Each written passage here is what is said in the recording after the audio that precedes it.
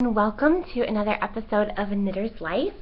I'm so glad that we could steal a few moments this week. It's a busy week. It's the week before the Christmas week, and I don't know about you, but it's like it's the last little bit to get everything done.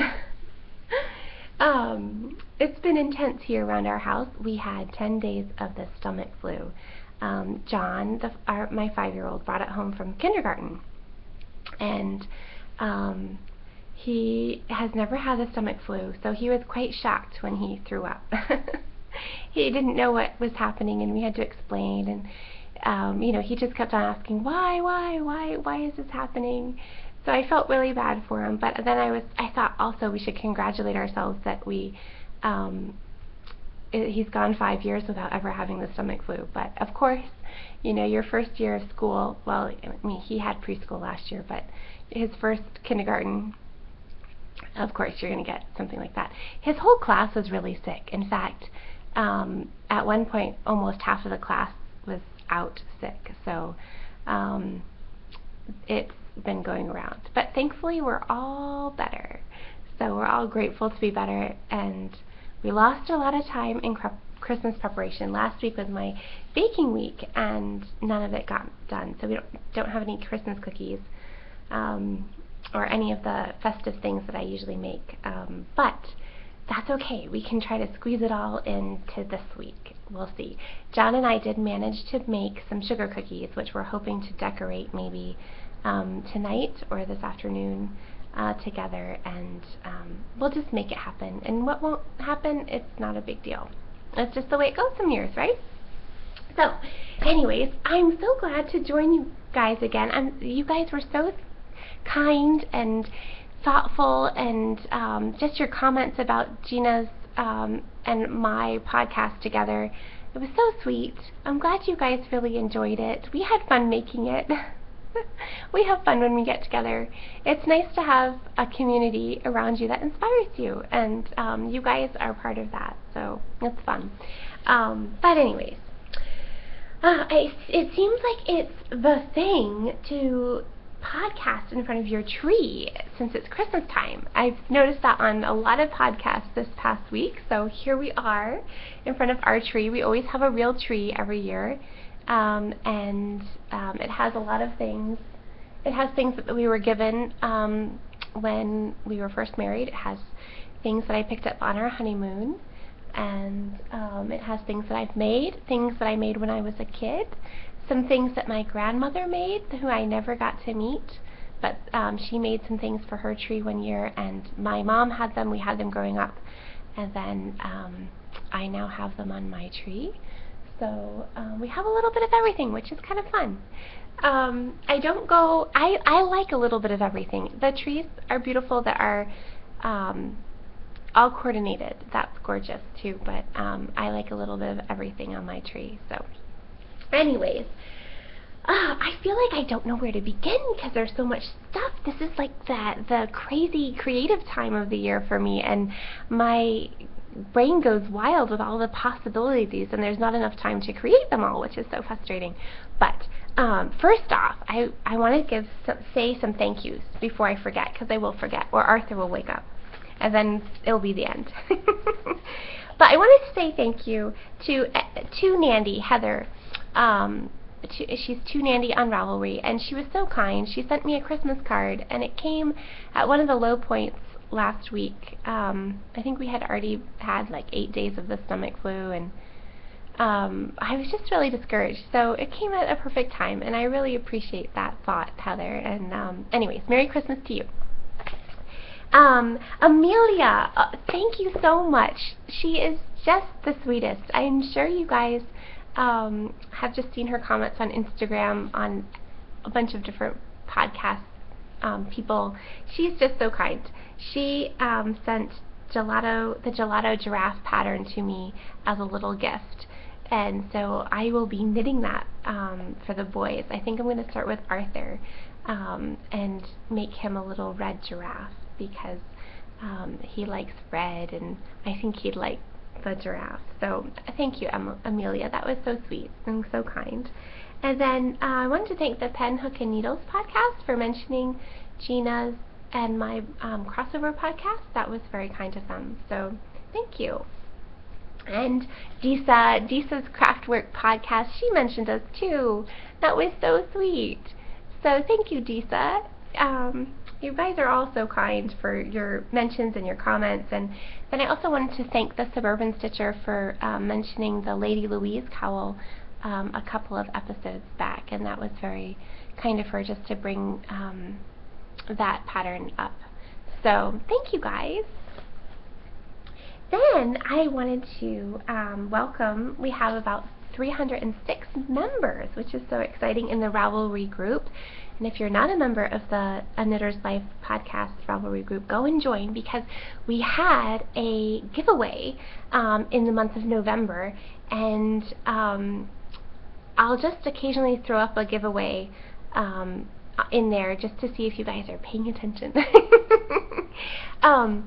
I had a giveaway of what are you working on, and I just wanted to see what everybody was doing, and you guys participated so well. It was so fun.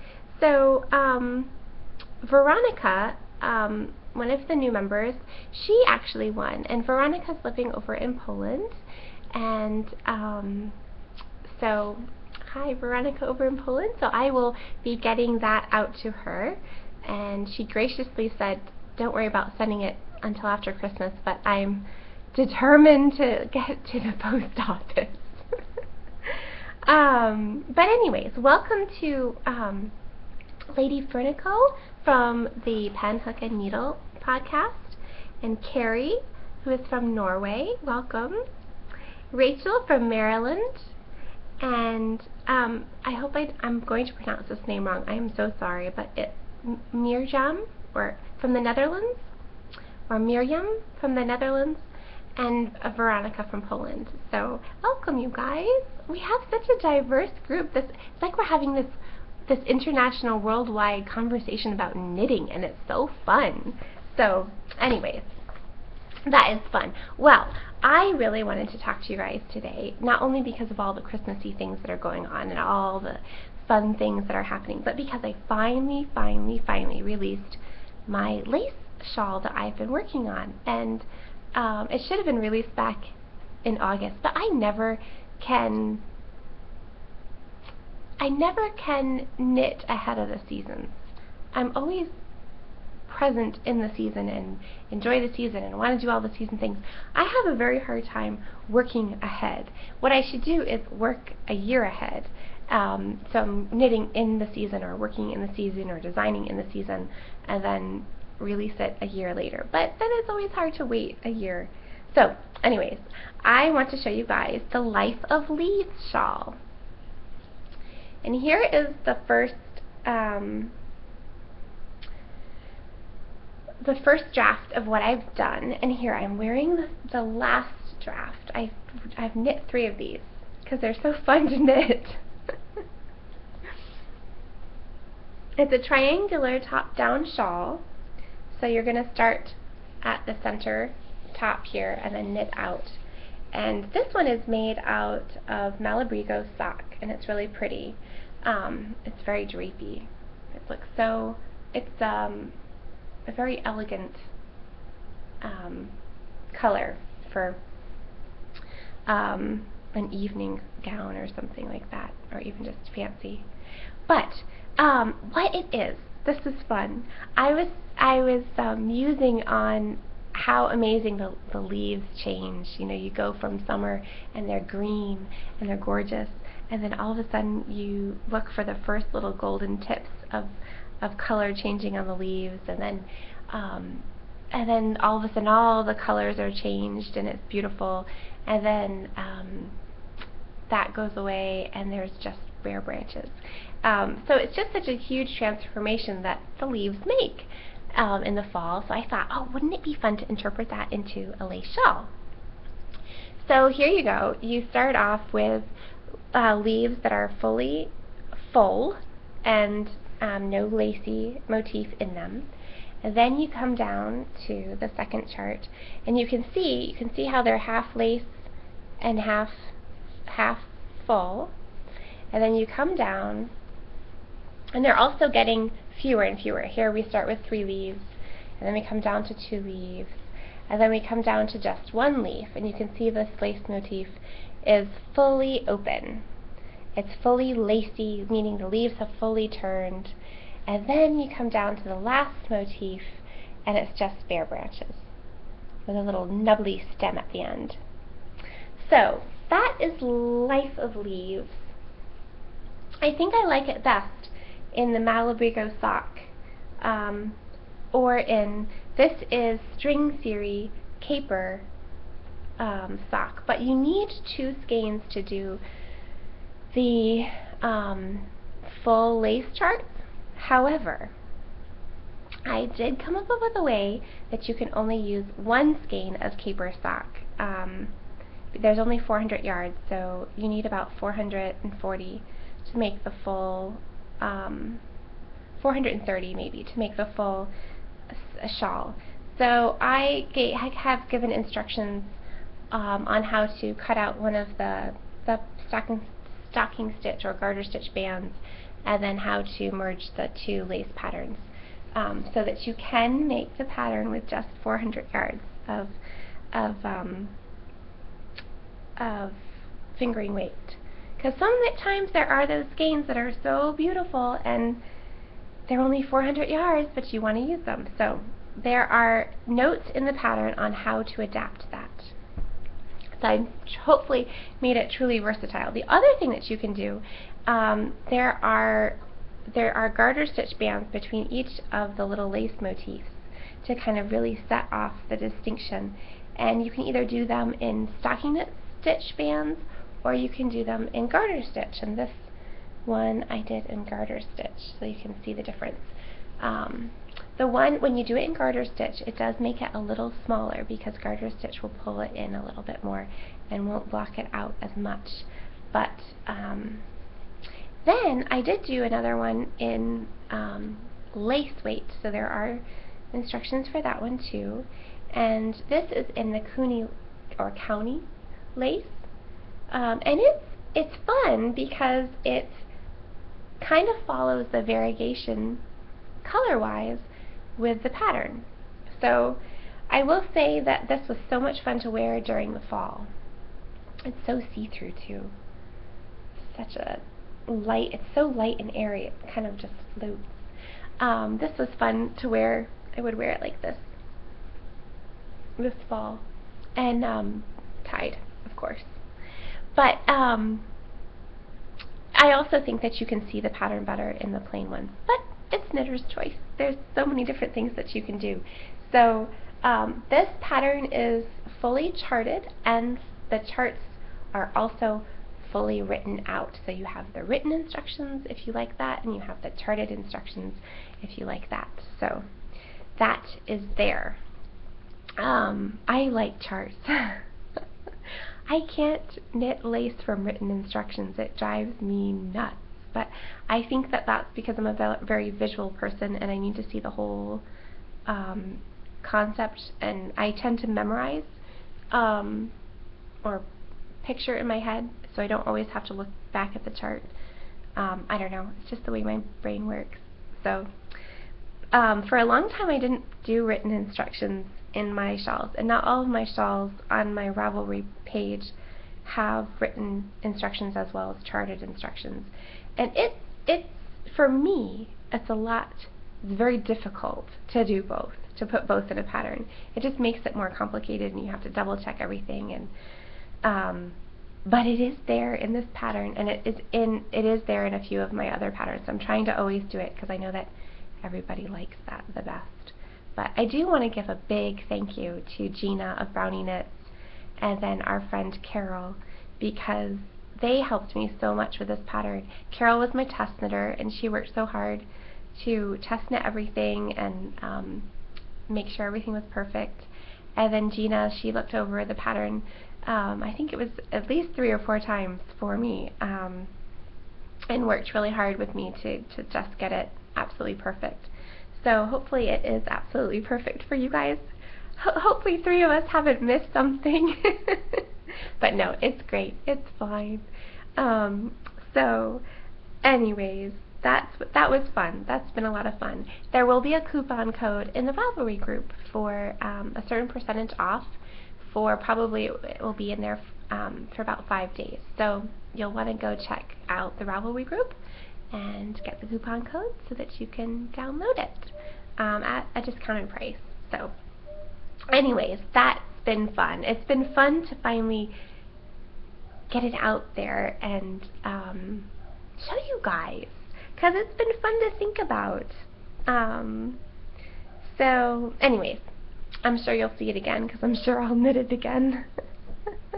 It's a fun knit. It's fun because it changes. You know, you do a portion and then it changes, and then you do another portion, it changes, and it's kind of addictive because you're like, oh, let's get to the next part, let's see what it looks like. So I like that when shawls do that. It makes it interesting. So anyways, finished things. Well, remember on the crossover episode I said I was going to start Arthur's stocking because I really, really needed to, but I wasn't going to push myself to get it done because I thought, oh, I won't be able to get it done. Well, I forgot how addictive stranded knitting is. It is so addictive. So here it is. His stocking is completely finished. It's just a little bit wet from blocking. I need to put it over a vent or something. And I used 100% wool. I used Knit Picks Wool of the Andes just because it's a good workhorse yarn, and they do have a lot of colors in it, which I appreciate. So I used a little bit that I had from Stash, and I used, and then I had to buy some as well. So anyways, that is fun. And when you block it, just a little tip, if you don't want your colors to bleed, if you're afraid of the red or something, put a capful of white vinegar in the water, and that will help stabilize the colors. So, because sometimes red and blue especially can bleed. So that is done. I need to line it, so I'm going to line it and put a loop in the lining. If you put a loop on the wool part, it will just stretch and stretch and stretch and stretch and kind of pull that area out of joint. But if you make a lining, and I'm going to make mine out of a heavy twill, and then you tuck that, you baste that lining into the stocking and then hang it from the lining, then it won't bend out of shape at all. So that's what I'm going to do. I made John a stocking, and I should have brought it. It's the same colors, but it doesn't have this portion in it, and it's a little different because it was just one of my things I came up with. Then I also said that I was going to start some bankhead hats for. Well, I thought I'd make it for John, for JK, my husband. And this is out of my hand spun that, if you remember, a couple of months back I got at the wool gathering over in Ohio. I got the roving and then I spun it, and then now I got to knit with it. So, and it's a blend of merino, romney, and alpaca. So some really nice blends in here. Well, I finished the hat, and then I had some left over. So I downsized the pattern a bit and made a mini bankhead hat for Arthur, and I still had some left. I knew I didn't have enough to make a full hat, so I added in another hand spun and made a hat for John. So now all three boys here, let's get them all here. All three boys are going to have bankhead hats in their Christmas stocking. In the pattern, it's a free pattern on Ravelry. She does not have it sized down for kids, and she doesn't have a gauge in there as well. So what I did is I just made my gauge. I made my gauge, and then I calculated by my gauge how many the circumference that it would come out to be, and I actually cast on 10 fewer stitches than what she calls for in the pattern to make the adult hat. And then from that, I calculated down the circumference of a child's hat and then the circumference of John's hat. So John's 5 and Arthur's 14 months. And then my husband is, should I tell you my husband's age? That would be funny. He never watches, so he wouldn't know. Oh, he's still young. So, anyways, I got those done, so I felt really good. Oh, and I got my husband's socks done, but I didn't bring them down either. Oh well, sorry. I did get that done. I hear Arthur. Oh no, I'm talking too loud. So, really quick. Oh, here's another thing that I got done. I'm on a roll. I made little fingerless gloves for John's kindergarten teacher. And they're wool felt from sweaters. I do everything from old felted sweaters. And I cut out another piece of a sweater, and then I embroidered on it. And then I did the blanket stitch around the tops and bottoms and around the thumb. And then I crocheted into that blanket stitch just a single or half double crochet, and then made a little scallop at the bottom. So those are going in and will be given as to his teacher, and he has 2 teachers. So I'm making this. I woke him up. Oh dear. Anybody want to come over and babysit? That's okay. He'll help me get things done.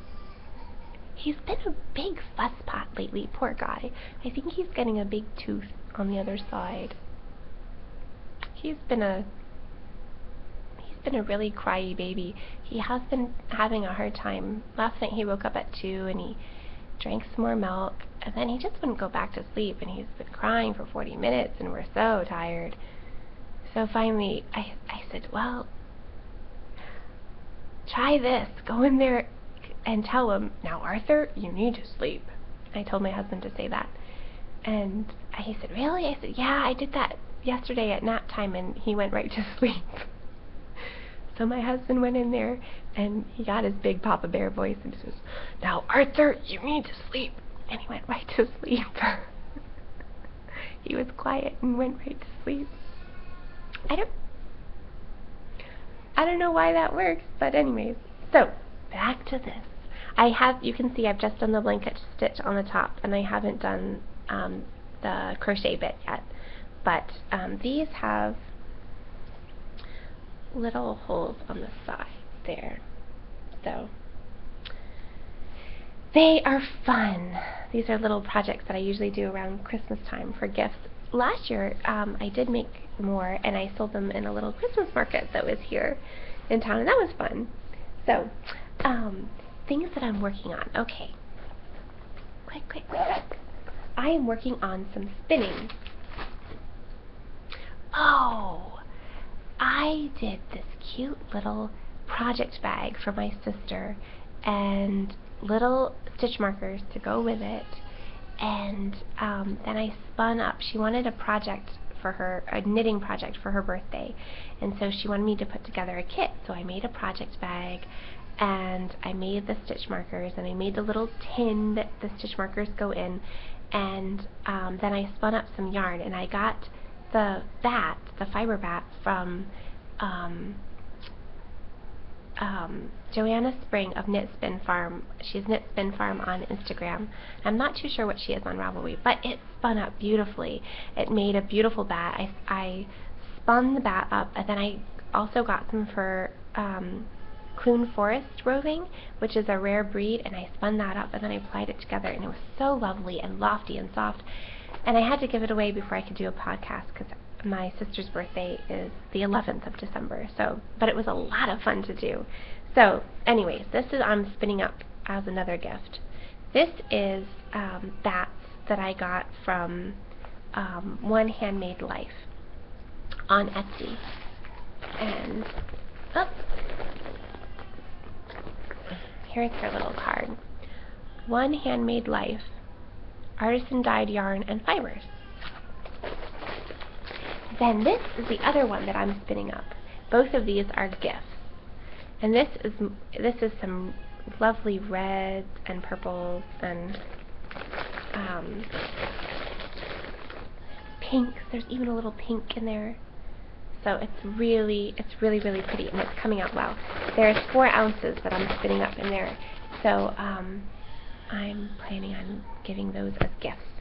I want to keep the red one for myself, though. Don't you hate it? I think that what I might do is go back to her after Christmas and ask her if she can make me a second bat that looks just like that, because I love it so much. So I think I better go get Arthur and see if he'll podcast with me. Should we do that? Okay, because he's crying. I was hoping he'd go back to sleep because he didn't sleep for very long. But, oh well. Let's see if he'll help me. What's Mommy doing? Oh no, don't cry. Oh no. Okay, well let's tell my friends what else we're doing. Okay, can you reach in here and show them? You've been, oh, you're gonna hide, poor baby. Okay. Oh, maybe you would have gone back to sleep. I budged into a knit-along that Disa and Amelia were doing on Instagram. They were making beautiful walk in the wood socks out of the groovy sock yarn pattern. Oh, poor baby.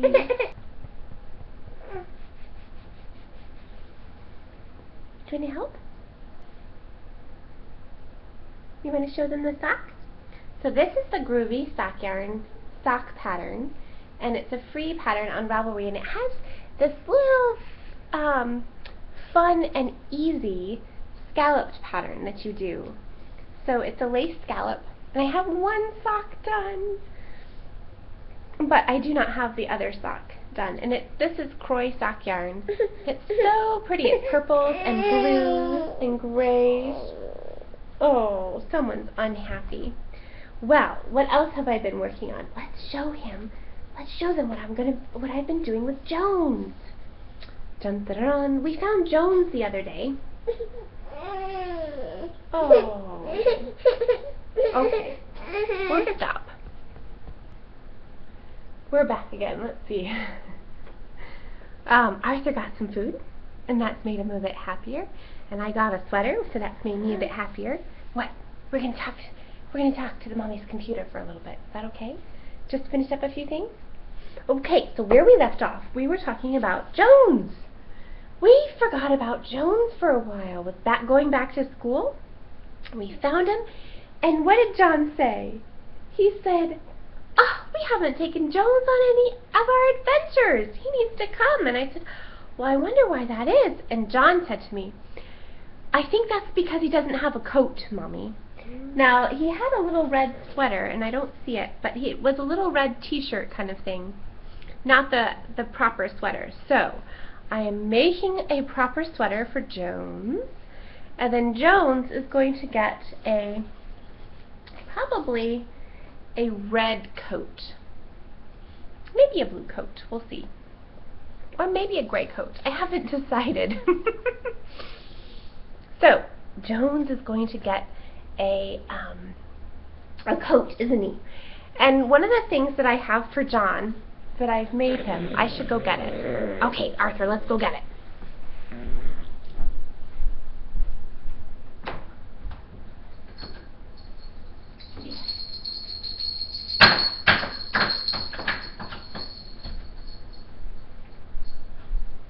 This is John's advent calendar. And again, it's a bunch of old felt sweaters that I've embroidered. Put little things on, and each pocket has a different number. Let's see if you can read them. Okay, get down. Ready? Boom. Okay, it's okay. You come back and help Mommy. And every morning I stuff something into one of those pockets for John, and he runs down to see what it is. sometimes it's a little note telling him where something is hidden, or sometimes it's in the pocket. So that's a lot of fun to do for him. So I was thinking of making up these little things for Jones and then sticking it in his one of his advent calendar pockets coming up. So, and I'm sure all of you don't need to be reminded, but Jones is made from the Bakery Bears pattern. I purchased the Mrs. Bakery Bears pattern before I knew she was going to make a Mr. Bakery's Bear. So then I purchased the Mr. Bakery Bears pattern too, so I could get the right clothes for him. So, do you still have Miss Jones? So that's something that's going on in progress at the moment. Get him, get him, get him. Got him? Oh, thank you. I will keep you. He's going to keep me company? Oh, thank you for the kisses. There seems like there was one other thing that was going on in progress. Oh, yes, my mom's socks. That was going on. I have to finish these. So I've got 2 socks going. I each have one. One done and the other one cast on. You know how that goes. But this is some yarn that I dyed a while back just for me, just for fun. So it's actually quite Christmassy. It's pinks and reds and greens. I would love to have a fiber, those colors, to spin up. But anyways, I think that is it for now. Yay, you can clap your hands, Arthur, we're done. And, oh yeah, that's right, clap your hands, clap your hands. Gonna clap? Clap your hands. I don't know that I will be back before Christmas, but, so Merry Christmas to you all. I hope you have a lovely Christmas and a Happy New Year. And we will be back in the new year, of course, with lots of ideas, as usual. We are, look for the coupon code for the pattern in the Ravelry group and join the Ravelry group. It's fun. You never know what's going to appear there. And somebody wants my full and undivided attention. Oh, I was going to say, before I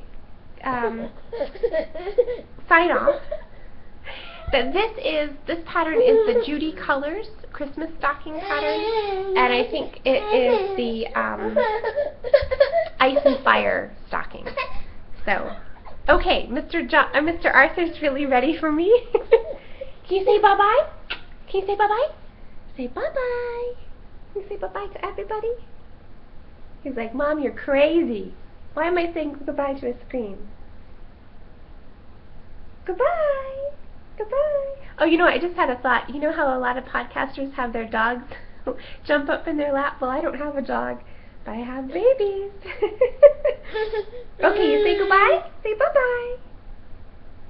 Say bye-bye. Say bye-bye. Okay, we're done. We'll see you guys. Merry Christmas.